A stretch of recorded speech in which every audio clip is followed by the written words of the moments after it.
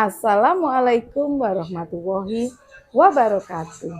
Sahabat TBM Kinanti, Bapak Ibu guru hebat dari seluruh Indonesia. Ketemu lagi dengan saya Ibu Emi Sudarwati dari TBM Kinanti Borno, Bojonegoro, Jawa Timur. Pada kesempatan kali ini saya akan melanjutkan membaca sebuah buku dengan judul Dahlan Iskan Sang Pendobrak, karya Bapak Solihin Hidayat dan Bapak Abdul Gofar Mistar. Yang akan saya baca kali ini adalah pada jilid 3 atau bab 3 dengan judul Berguru pada Angin. Kuliah umum dan dialog dengan mahasiswa menjadi bagian yang tak terpisahkan dari aktivitas Dahlan Iskan sebagai seorang inspirator, inovator, dan motivator. Ia enjoy dan bersemangat sekali saat berhadapan dengan anak muda pemilik masa depan. Di forum-forum seperti itulah dia bisa menumpahkan ide-ide segarnya tentang masa depan Indonesia. Pengantar kuliah umum hanya berlangsung tidak lebih dari 30 menit. Setelah itu Dahlan membuka dialog bebas sebebas-bebasnya. Berapapun mahasiswa yang mengajukan permasalahan dilayaninya dengan baik. Pertanyaan-pertanyaan visioner tentang masa depan bangsa 5-10 tahun yang akan datang juga dijawab Dahlan dengan encer dan dengan bahasa yang komunikatif. Kadang memang ada pertanyaan yang nyeleneh. Saat kuliah umum di Universitas Syah Kuala Banda Aceh, ada seorang guru SMA yang mengkritisi sistematika ceramahnya. Dahlan tidak marah dan tidak tersinggung. Malah, Dahlan menyatakan ingin belajar dari guru yang mengkritiknya itu. Jawaban Pak Dahlan, "Gimana, Bib?" tanya Ustadz. Pak Dahlan mengakui memang dirinya tidak pernah lulus perguruan tinggi, sehingga tidak bisa menyampaikan pidato secara sistematis dan ilmiah seperti standar dan metodologi di perguruan tinggi. Jawab Habib. Karena itu saya siap belajar kepada Anda tentang metodologi dan sistematika kuliah umum, kata Dahlan kepada guru di sebuah SMA di Aceh tersebut. Akan tetapi, tugas Dahlan sebagai Menteri BUMN memang tidak untuk mengembangkan metodologi yang ilmiah sekalipun, tapi mengembangkan perusahaan-perusahaan di bawah BUMN menjadi maju dan memberikan kemanfaatan bagi rakyat banyak. Dahlan harus menyulap BUMN yang selama ini merugi bisa untung, yang tidak sehat menjadi sehat, yang selama ini tidak stabil menjadi stabil. Lah yang sekarat dan sudah lama berada di ICU harus dibikin hidup untuk selamanya. Ada juga perusahaan BUMN yang sudah mati tapi tidak dikubur-kubur. Kelakar Dahlan. Menurut dia, segala sesuatu memiliki persoalannya tersendiri. Dan tentu setiap persoalan membutuhkan solusi-solusi yang bisa saja diperoleh secara ilmiah atau dengan cara-cara yang kurang ilmiah. Seperti orang mencari istri gitu, kan tidak harus riset dulu berdasarkan metodologi ilmiah, bernegara, berbangsa, berbisnis, berapa saja bisa saja sangat membutuhkan tinjauan-tinjauan ilmiah dan metodologi yang baku. Akan tetapi jika metodologi ilmiah belum bisa memberikan solusi untuk memecahkan berbagai persoalan, ya orang tidak kemudian lantas berhenti berbuat atau beraktivitas dan berkreasi hanya karena alasan tidak ketemu dasar metodologi ilmiahnya. Bangsa kita menurut Dahlan memiliki segalanya. Bahkan anak-anak bangsa ini yang sudah bergelar doktor dan profesor Meski belum sebanding dengan rasio jumlah penduduk, toh jumlahnya sudah cukup banyak. Tetapi mengapa kita dalam segala bidang terus tertinggal dengan negara tetangga? Ini persoalan serius bagi bangsa kita dan harus dijawab sekarang juga. Kalau dijawabnya saja menunggu hasil riset dan perdebatan panjang tentang metodologinya, lah kapan kita mulai bekerjanya? Dahlan menjelaskan para akademisi dan pengajar di perguruan tinggi sudah selayaknya berdebat tentang metodologi, sistematika, dan segalanya. Akan tetapi sangat perlu disadari bahwa para mahasiswa itu pada dasarnya nanti harus terjun ke tengah masyarakat yang punya tuntutannya sendiri-sendiri. Dan problematika dalam realitas kehidupan sering tidak mau tahu apakah solusi itu ilmiah atau tidak. Wah, bosmu hebat sekali, Bib, celoteh Kiai Junet menanggapi cerita Habib. Kalau Pak Bos hebat, itu sudah lama Kiai. Habib menimpali berbangga diri akan bosnya. Cuma bos Dahlan itu gurunya siapa, Bib? Ustadz menyela. Lah itu yang kita tidak tahu. Dahlan itu gurunya angin, Bib, sahut Kiai Junet tanpa ragu-ragu. Masa berguru pada angin, Kiai? Dan ngajinya di mana? Ustadz laki-laki ingin menggoda Kiai Junet agar berkomentar lebih panjang. Pak Ustadz ini bagaimana sih? Sudah hampir hafal Al-Quran kok tidak kenal sama orang yang berguru pada angin. Banyak jumlahnya Ustadz. Seperti para ulama dan kiai-kiai sepuh, banyak yang berguru pada angin. Waktu mondok di pesantren mereka nggak ngaji apa-apa. Mereka tidak mengikuti pengajian berbagai macam kitab kuning, tapi begitu mereka pulang langsung pintar bala atau mengaji kitab jelas Kiai Junet. Ia kemudian memberi contoh Kiai Haji Imam Kamsah, almarhum mantan ketua PWNU Jawa Timur dan pimpinan pondok pesantren di Ngelom sepanjang Sidoarjo. Sewaktu mondok kerjanya cuma bengak-bengok atau teriak-teriak dan ngeliwet atau menanak nasi. Tapi pulang dari pondok alimnya ngedapi-dapi. Dia berguru pada siapa? Ya pada angin. Kiai Junet melirik kami sambil mencep. Terus bos Dahlan itu gimana menurut Kiai? Ustadz mengejar terus. Saya omong secara umum saja, tidak spesifik. Bosnya Habib nanti nggak enak, dikira saya ada apa-apa, ucapan Kiai Dahlan. Setiap orang itu diberi Allah kekuatan luar biasa. Namanya akal. Dalam akal tersimpan rahasia kebesaran Allah Subhanahu wa Ta'ala. Dan dalam akal terakumulasi kekuatan alam semesta ini mengenai kehebatan akal manusia. Coba perhatikan catatan orang sufi ini. Kiai Junet mengambil kertas kumal di balik saku baju takwanya, lalu menyodorkan pada Ustadz. Isinya antara lain berikut ini. Datanglah ke tempat sepi, pandanglah gugusan mega-mega di angkasa. Di antara kedipan bintang-bintang di langit dan senyuman manja sang bulan, dengarkanlah kata hatimu. Bila akalmu berbicara kepadamu, dengarkanlah apa yang dikatakan, maka kamu akan selamat. Gunakanlah dengan baik apa yang diungkapkannya, maka kamu akan menjadi seperti orang yang bersenjata.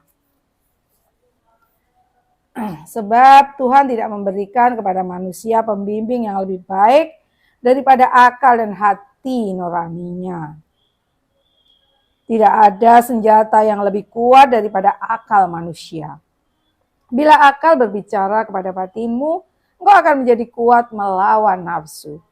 Akal dan hati adalah panduan penunjuk jalan yang amat bijaksana. Pembimbing yang setia, sahabat sejati yang tak pernah dusta. Akal adalah pelita dalam kegelapan sebagaimana nafsu adalah kegelapan di tengah cahaya. Maka jadilah orang bijaksana, biarkan akal menjadi pembimbingmu, bukan nafsu. Bagaimanalah Bangunlah bersama akal dan susuri jalan-jalan dengannya. Ia akan menceritakan kepadamu tentang banyak hal, tentang rahasia kesuksesan para pahlawan, tentang kejatuhan para pengusaha, bahkan tentang pergulatan cinta, keadilan, dan kebenaran yang tak banyak berguna ketika akal tidak ada di sana. Akal sehat yang dikendalikan iman dan takwa akan bercerita tentang kebaikan, tentang hikmah hidup dan kehidupan, tentang arah kehidupan, tentang kejernihan hati dan pikiran. Perhatikan dengan seksama beribu orang terpelajar yang kelimpungan di medan perang, sekujur badannya gemetaran didera ketakutan. Sebab pikirannya cuma berisi serangkaian instruksi dan keharusan yang justru datang bukan dari akalnya. Jangan pernah menimbang akal dengan harga barang-barang di pasar, betapapun tinggi nilai yang kamu sebutkan, sebab nilai akal sesungguhnya adalah bersama kelimpahannya. Hanya orang bijak yang memahami nilai akal yang sebenarnya. Sebab orang bodoh hanya mampu melihat kebodohan, sementara yang lainnya hanya melihat kegilaan. Suatu hari aku meminta orang bodoh untuk menghitung orang-orang bodoh di antara kami. Dia tertawa terpingkal-pingkal seraya mengatakan, ini adalah pekerjaan yang terlalu sulit untuk dilakukan dan akan menghabiskan waktu terlalu lama. Bukankah lebih baik menghitung orang-orang bijak saja? Beribu kali akal mengatakan setiap yang datang akan pergi, siapa menanam melati akan mendapati harumnya, dan mereka yang menebar angin akan menuai badai. Adakah kita meyakini kebenarannya? Sayang, kebanyakan kita membiarkan akal terbengkalai di tumpukan sampah nafsu, sehingga orang-orang dewasa menjadi layaknya anak-anak kecil yang menangisi mainan layang-layang kala lepas dari tangannya. Sepanjang jalan ini akan kamu dapati orang-orang bodoh yang merendahkan akal, berlomba membangun rumah-rumah kesenangan, silih berganti datang dan pergi, berebut menumpahkan kekesalan atas hambanya hidup yang ia lukis sendiri tanpa warna ketuhanan. Selayaknya kita mengetahui nilai diri sendiri yang sebenarnya, dengan begitu kita tidak akan binasa. Akal adalah cahaya menara api yang diberikan Allah kepada manusia. Dengan akal sehatnya, manusia tidak hanya bisa menyembah Tuhan dengan penuh kesadaran, tetapi juga mampu memahami kelemahan dan kekuatan diri sendiri. Akal bisa menimbang-nimbang dan memutuskan mana yang baik dan mana yang buruk, mana yang benar dan mana yang salah. Masing-masing hari mengawasi kesadarannya dan mengubah kesalahan-kesalahan yang telah dilakukan. Jika kamu gagal melakukan kewajiban itu, maka dirimu akan menjadi bagian dari kesalahan itu dan menyia-nyiakan potensi akal, anugerah paling berharga dari Tuhan. Jagalah kewaspadaan matamu untuk mengawasi dirimu seolah kamu adalah musuhmu sendiri. Kamu tidak akan bisa belajar mengatur dirimu kecuali harus terlebih dahulu belajar mengendalikan nafsu-nafsumu sendiri dan mematuhi perintah dari kesadaran. Kita sering mendengar orang terpelajar mengatakan setiap kejahatan memiliki obatnya sendiri kecuali kebodohan. Menegur orang bodoh yang keras kepala bagaikan menulis di atas air. Nabi Isa alaihissalam berkat rahmat dan kuasa Allah subhanahu wa ta'ala mampu menyembuhkan orang buta, pincang, lumpuh, dan penderita kusta. Namun Nabi Isa tidak bisa menyembuhkan orang bodoh. Tuhan tidak memberi hambanya permasalahan melebihi takaran kesanggupan akal untuk menemukan solusinya. Tuhan tidak akan memberi ujian melebihi kemampuan hambanya. Bagi mereka yang setia mempelajari sebuah permasalahan dari segala sisinya, akan yakin menemukan di mana letak kesalahan itu. Ketika gerbang pintu rumahmu terbuka, walau sempit apapun, lihatlah bahwa itu tidak terlalu sempit buatmu untuk masuk ke dalamnya. Dia yang mengambil kesempatan setelah kesempatan itu lewat, ibarat laki-laki kesepian yang tak segera menyambut kedatangan sang kekasih. Bagaimana Pak Ustadz? Sudah belum dengan uraian tadi? Kiai Junet menyentil kami.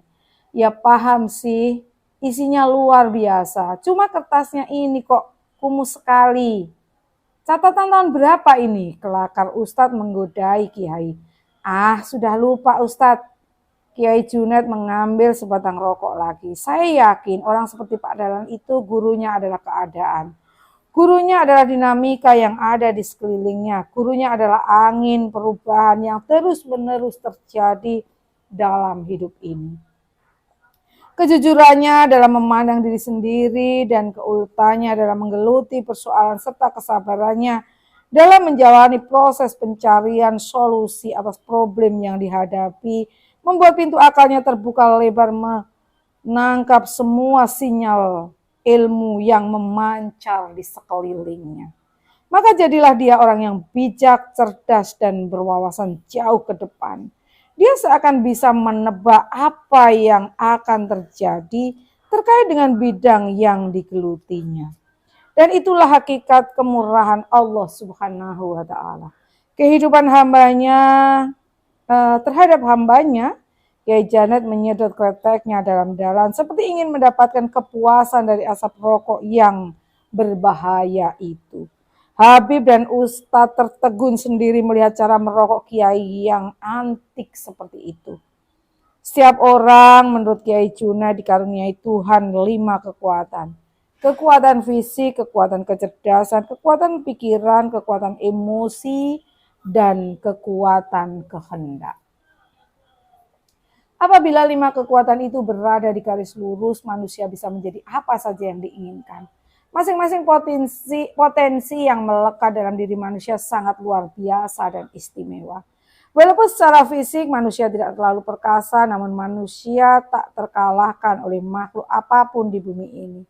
Itu fakta dan realita. Kata pepatah, banyak orang cerdas tapi tidak banyak orang kreatif. Banyak orang cerdas dan kreatif tapi tidak banyak orang yang konsisten dengan kecerdasan dan kreativitasnya. Banyak orang cerdas, kreatif, dan konsisten, tapi tidak banyak orang yang sanggup bersabar, melawan, dan menjaga konsistensinya hingga sampai tujuan.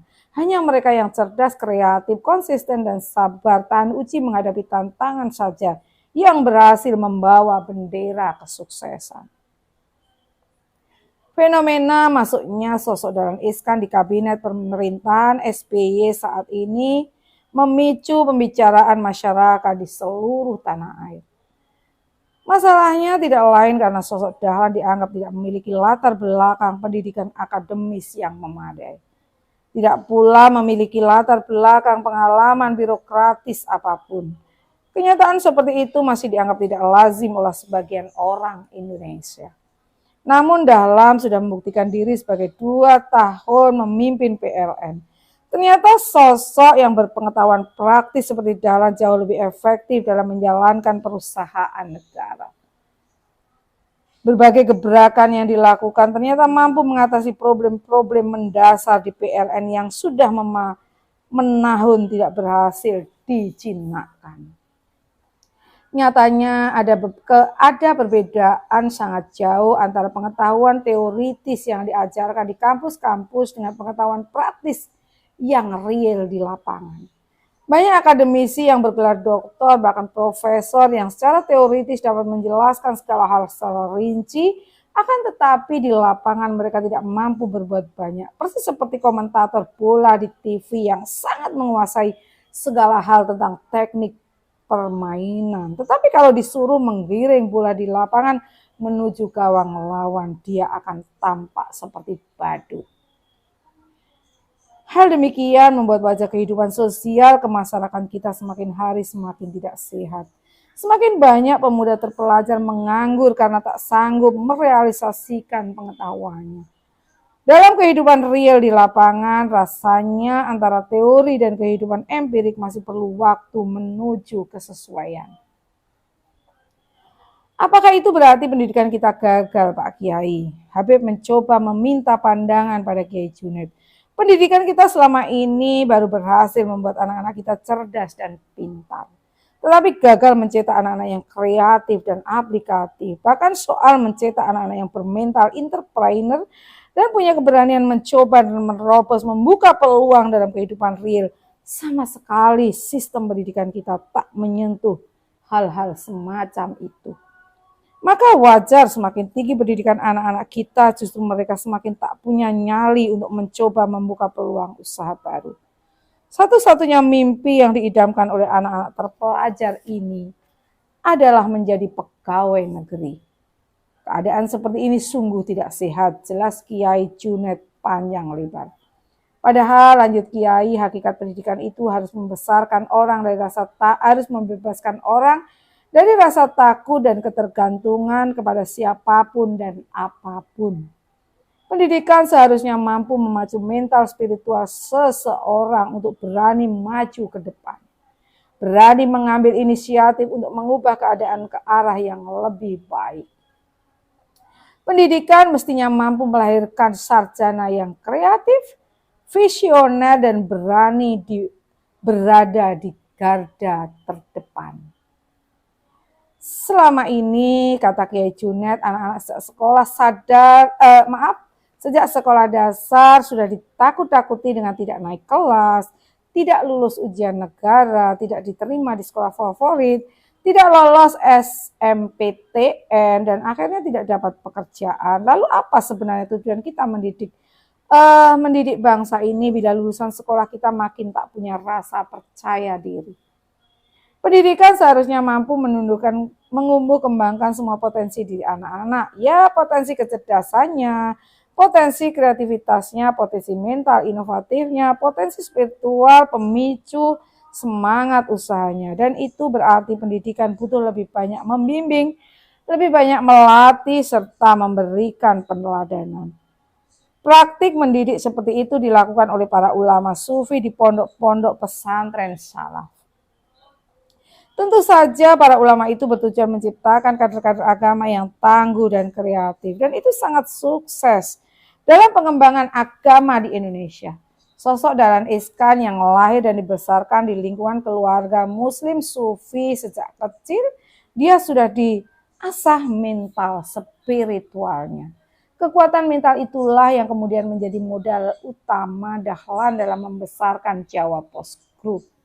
Bagi seorang pengusaha, pemain bola, petinju, dan semua profesi lainnya, faktor ketangguhan mental sangat berperan besar untuk meraih kesuksesan. Sebab dalam sebuah permainan apapun, jika mental sudah jatuh, kekalahan hanyalah soal waktu. Demikian pula faktor mentalitas yang dengannya seorang memiliki daya juang yang tak kenal menyerah.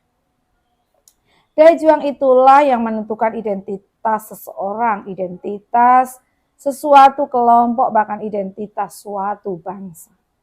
Sejarah kita mencatat anak-anak Surabaya pada tahun 1945 mampu mengusir sekutu dari bumi Surabaya dengan bersenjata semangat merdeka atau mati. Itu sebuah bukti nyata bahwa daya juang sangat menentukan dalam medan pertempuran, sangat menentukan dalam medan pergulatan jatuh bangun dan hidup matinya sebuah perusahaan. Selama kalian tidak ingin mati dan tidak ingin kalah dalam persaingan bisnis maupun perdagangan, maka tak seorang pun yang dapat mengalahkannya. Sebab bukan anak tangga yang bisa menghantarkan seorang sampai ke puncak pohon kelapa, melainkan semangat juangnya yang menentukan dia sampai di atas atau tidak. Ketika Dahlan Iskan menerima amanat memimpin Jawa Pos pada tahun 1982, ia tak ubahnya menerima buah jagung dari Erik Samola.